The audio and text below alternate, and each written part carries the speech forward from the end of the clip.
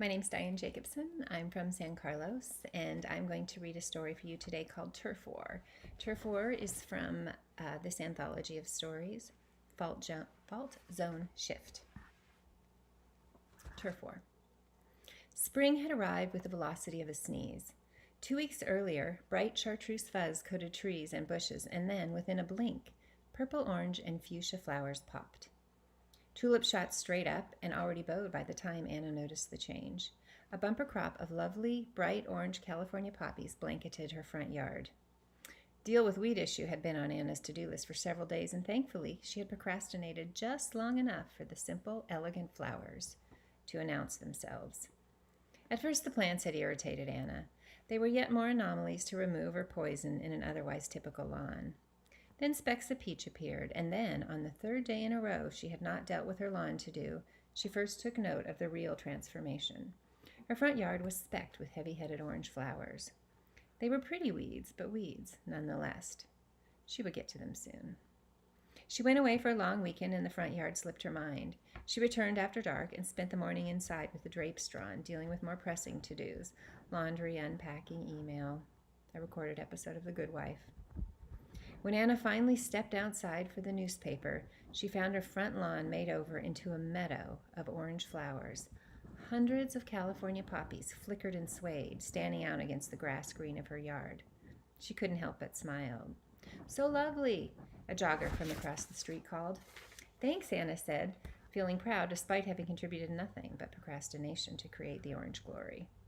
"Your street is amazing," the jogger gestured back in the direction she had come. Anna followed the gesture.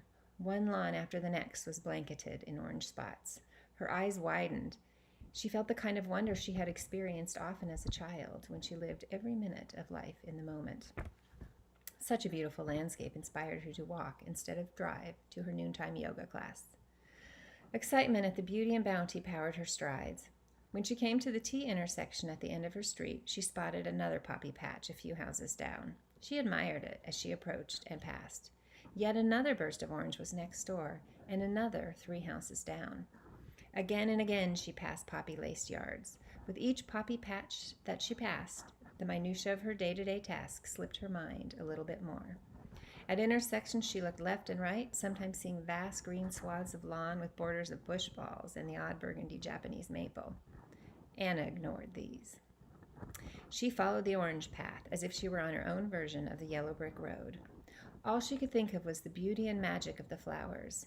None of the usual mental note-taking about phone calls to return or grocery items to pick up cluttered her mind.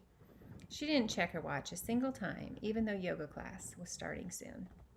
In truth, Anna had forgotten yoga class under the meditative spell of the flowers until their path stopped directly in front of the Balasana Yoga Studio. A woman wearing purple cargo shorts over black leggings dashed to the door and held it open.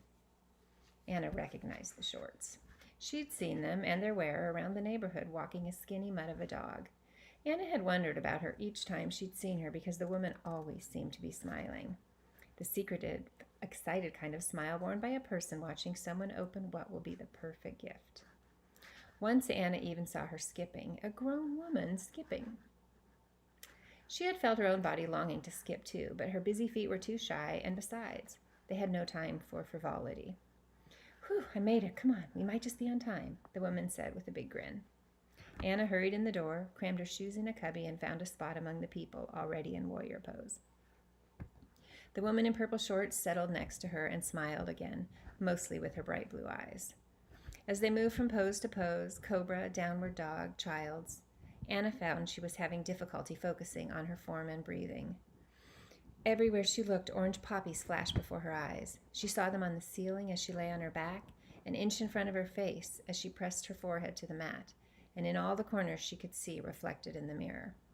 The class moved into more advanced poses and found themselves curved into bows, lifted into crows, and twisted into nooses.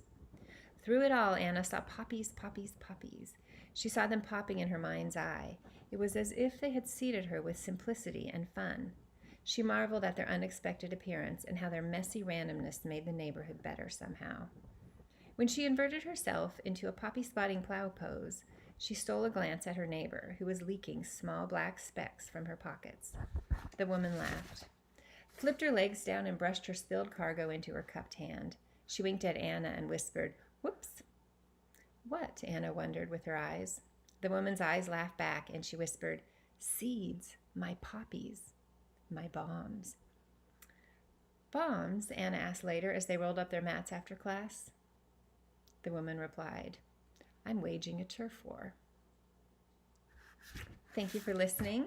I hope you enjoyed it.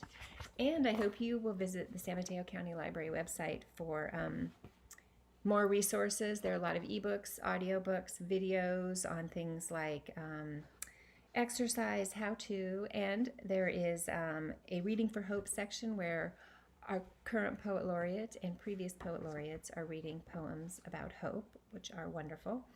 And finally, come back to Author's Corner. There will be more authors reading their work. Take care.